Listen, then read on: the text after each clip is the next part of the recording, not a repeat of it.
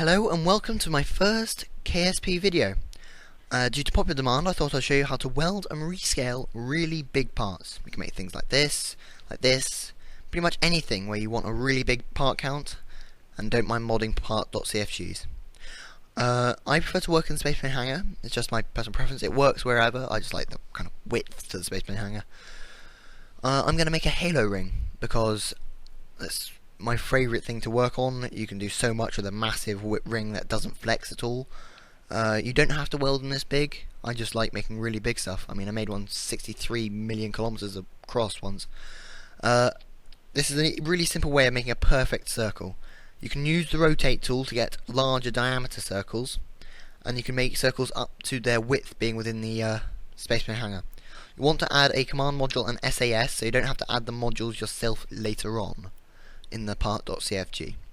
Weld it and name it, then click save. You can choose where the part gets saved to, whether it be structural or pods, in that menu.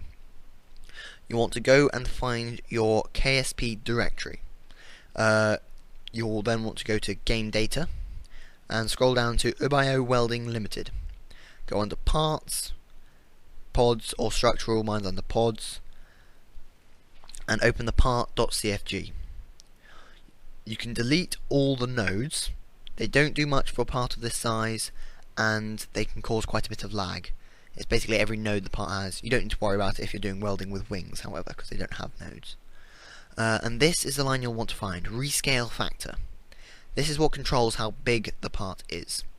For this particular part, I wouldn't go any higher than 400 to 500, because if your radius is greater than 2.5 kilometers, so if the center of mass is further away from the outside, when you're trying to launch a ship from the center of mass to the outside, if the center of mass is outside 2.5 kilometers, it despawns.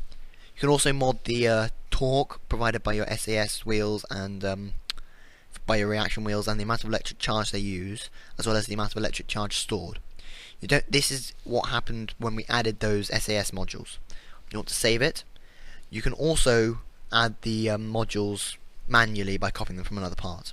Go back to your game and go into the editor, debug toolbar, and click reload all under database. It's effectively like restarting the game, and that would work, except it takes a bit shorter, although some mods don't agree with it. Then go back into the editor and and there's your part. Load an octagonal strut because it's just a small part that you can attach to. If you don't attach it to something, it will despawn when you return to Space Center, which is annoying because you go up and dock with it and it's just a tiny little ring around your ship. So yep, there we have it, a massive ring, absolutely huge. I would suggest modding the torque a bit more than I did. I'm having to use significant amount of physics warp to get this thing to move. Yeah, so I'm just going to hyper edit this up into orbit, and I'll send a little ship to rendezvous with it. Give you a bit of a sense of scale if dwarfing the space center isn't enough. Unfortunately, you can't spin it up and then leave or go or change vessel because it's like time warping. It stops the rotation of the vessel.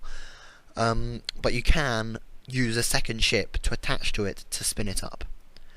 Unfortunately, using the grabber claw means that you can't actually see what you're doing because it docks with it, so it zooms out massively. And also the magnets, which was the method I was trying to use here, which is why I've got those on the side, don't work with welded parts for some reason, or maybe only scaled parts. It's just something about it doesn't agree with it. This is just a small little ship to dock with it. It does get rather big in the windscreen quite quickly. I did make something a lot bigger than this.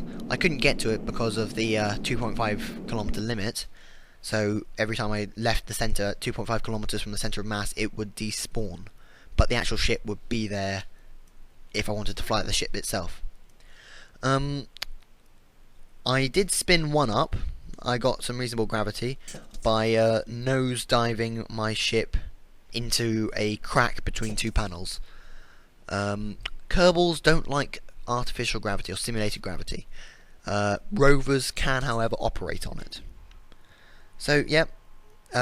Please like, subscribe, plenty more videos to come, and try not to blow KSP up too often.